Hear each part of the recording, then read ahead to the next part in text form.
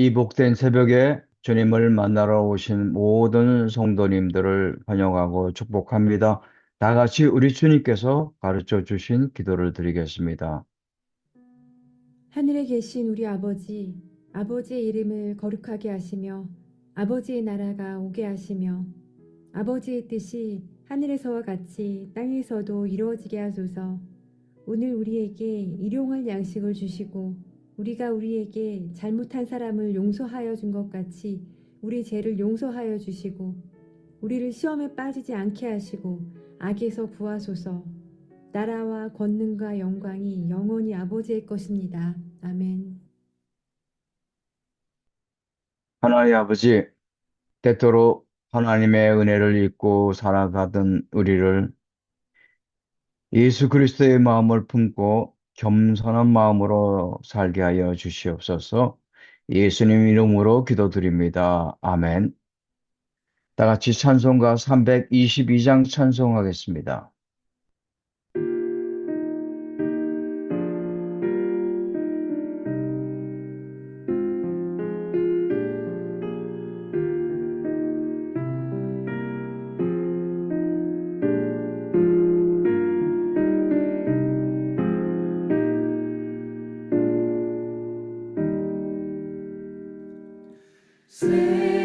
세상의 헛된 신을 버리고 하나님 이름 높여 드리세 온 천하 백성 모두 나와서 다 같이 하나님만 섬기세. 세상의 헛된 우상 버리고 인간의 모든 부귀 영화와 거짓과 불의 모두 버리고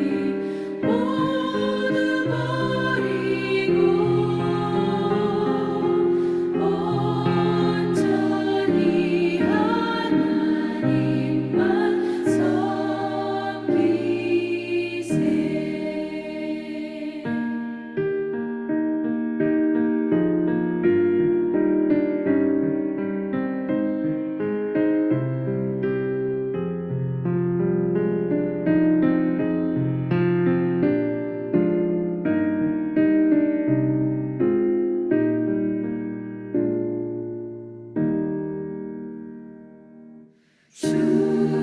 주님의 백성 서로 헤아려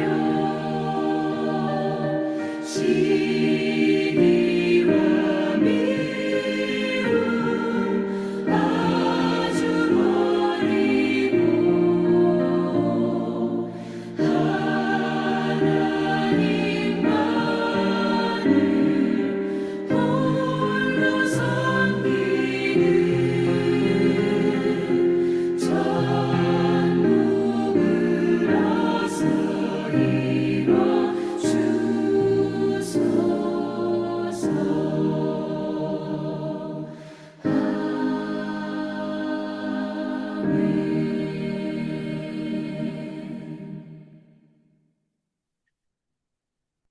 오늘 우리에게 주시는 하나님의 말씀은 이사야서 10장 5절로 19절 말씀 되겠습니다.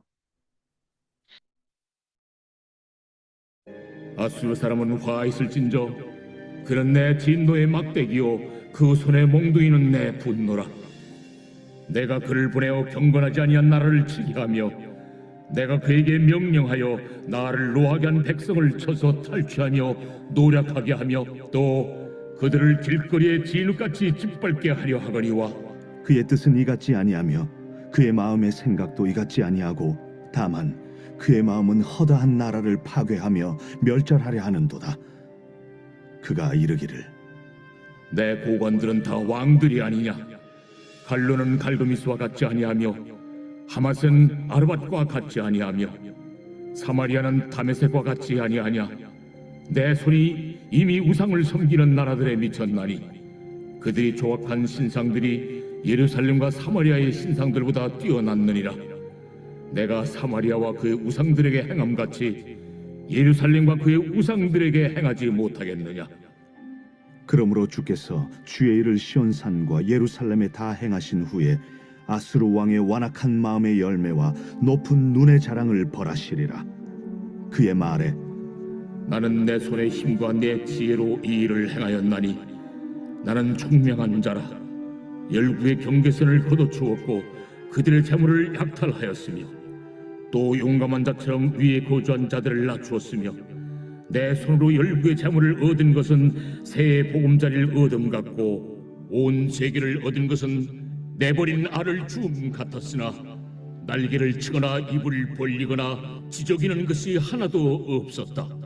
도끼가 어찌 찍는 자에게 스스로 자랑하겠으며 톱이 어찌 켜는 자에게 스스로 큰 채 하겠느냐. 이는 막대기가 자기를 드는 자를 움직이려 하며 몽둥이가 나무 아닌 사람을 들려 함과 같음이로다. 그러므로 주 만군의 여호와께서 살진 자를 파리하게 하시며 그의 영화 아래에 불이 붙는 것 같이 맹렬히 타게 하실 것이라. 이스라엘의 빛은 불이 되고 그의 거룩하신 이는 불꽃이 되실 것이니라. 하루 사이에 그의 가시와 찔레가 소멸되며 그의 숲과 기름진 밭의 영광이 전부 소멸되리니 병자가 점점 쇠약하여 감 같을 것이라. 그의 숲에 남은 나무의 수가 희소하여 아이라도 능히 계수할 수 있으리라. 아멘. 믿음의 성도들도 살아가면서 이해할 수 없는 고난을 만나게 됩니다. 왜 하필 나에게 이런 일이 일어납니까? 하나님은 도대체 어디에 계십니까? 왜 그냥 가만히 보고만 계십니까? 하나님이 나에게 이러시면 안 되는 거 아닙니까? 이런 질문과 외침이 마음 깊은 곳에서 터져 나올 때가 있습니다. 원망도 나옵니다. 고난은 분명 아픔입니다. 견디기 힘이 듭니다. 하지만 더 힘든 것은 고난 그 자체가 아니라 고난의 의미를 알 수 없을 때입니다. 정신의학자 빅터 프랭클은 유대인 수용소에서 생활하면서 한 가지 귀중한 사실을 발견했습니다.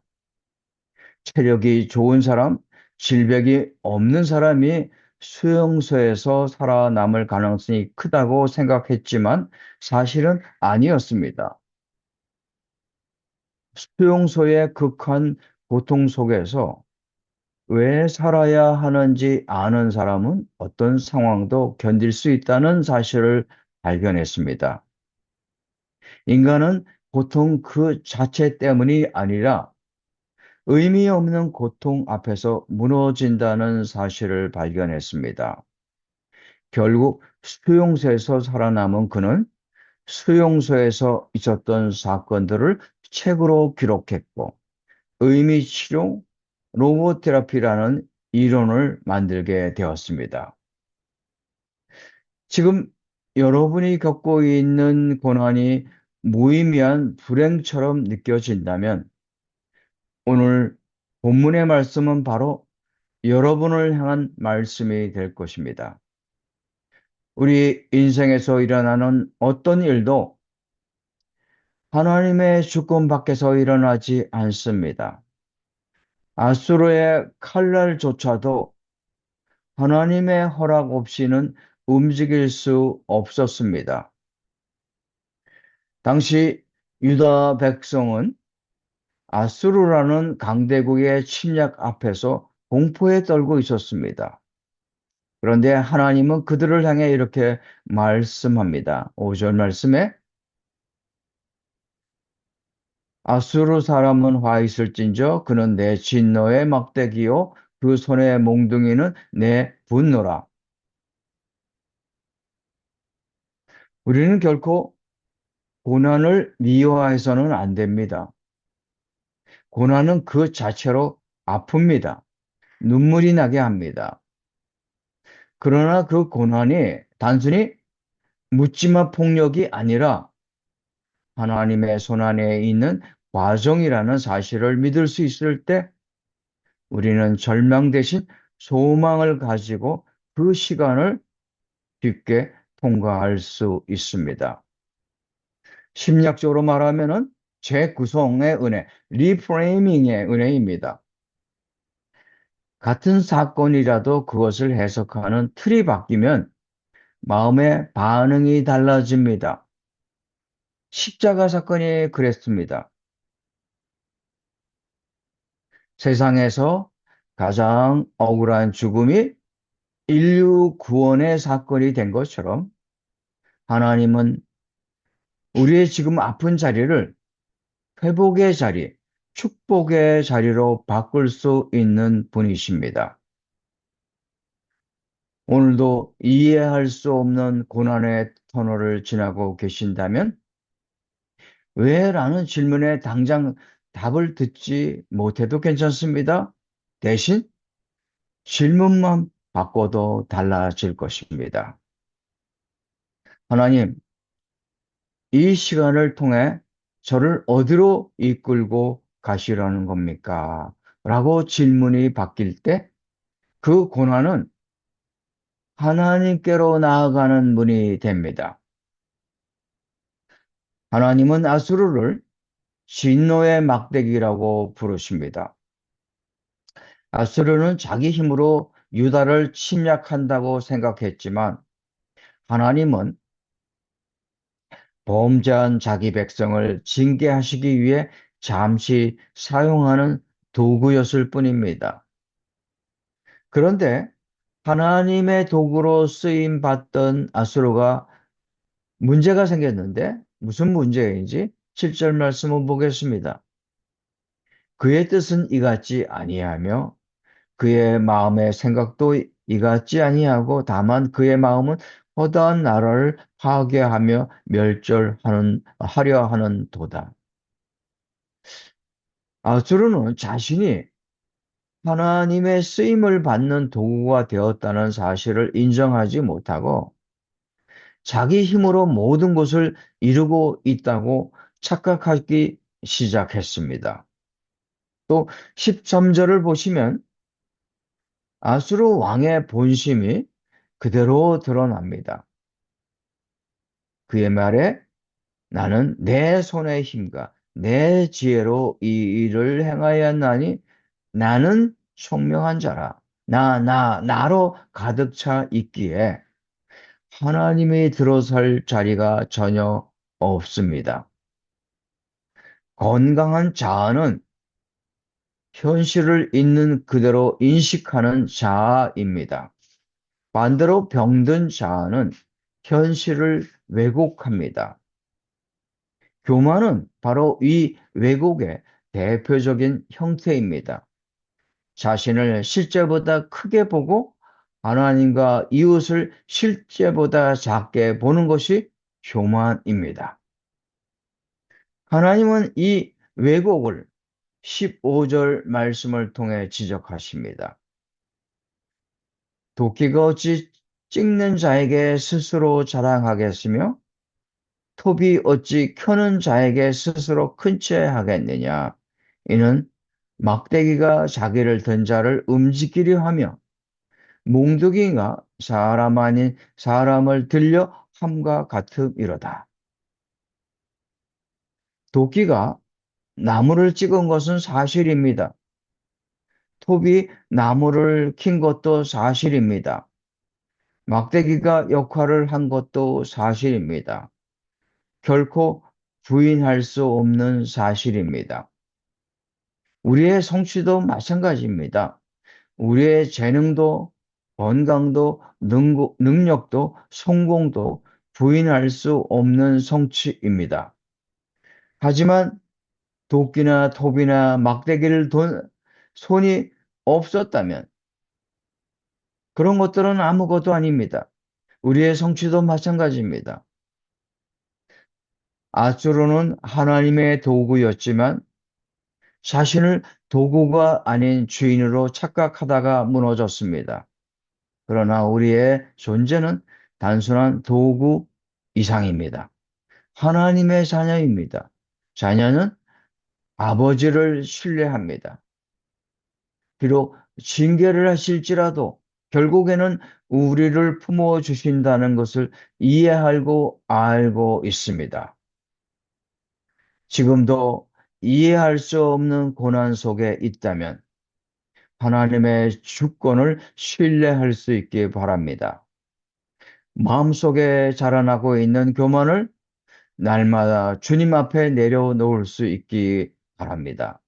그래서 결국에는 다시 회복을 예비해 주시는 하나님을 신뢰하며 이 한 주간도 함께 걸어갈 수 있기를 축원드립니다. 다 함께 기도하겠습니다. 이해할 수 없는 고난을 겪을지라도 그 고난도 하나님의 손안에 있음을 믿고 무의미해 보이는 아픔의 시간을 재구성하는 믿음의 눈이 열릴 수 있기를 기도하겠습니다. 왜 그렇습니까? 라는 질문 대신에 어디로 이끄십니까? 라고 묻는 성숙한 믿음 가질 수 있기를 기도하겠습니다. 교회를 위해 기도하겠습니다. 우리 교회가 아수르 왕처럼 내 손의 힘과 내 지혜로 하였다고 말하는 교만의 자리에 서지 않게 하시고 높아지려는 마음이 싹틀 때마다 도끼가 어찌 찍는 자에게 스스로 자랑하겠느냐고 하신 말씀을 통해 깊은 깨달음의 은혜를 가질 수 있기를 기도하겠습니다. 우리 교회를 겸손한 도구로 써주셔서 힘의 논리가 아니라 섬김의 도로 공동체를 세우고 상처 입은 지체들이 환대를 받고 지친 영혼들이 쉼을 얻는 치유의 공동체가 될 수 있기를 기도하겠습니다. 마지막으로 환우들을 위해 기도하겠습니다. 병상에서 아픔의 시간을 지나고 있는 환우들을 주님의 손에 올려드립니다. 주님께서 그들을 친히 만져주시고 치료의 광선을 비춰주셔서 그들로 속히 치유되고 회복될 수 있기를 기도하겠습니다. 옆에서 간병하는 가족들에게도 쉼과 위로를 주시고 가족이 함께 지나는 이 긴 터널 끝에 주님이 예비하신 빛을 볼 수 있기를 기도하겠습니다.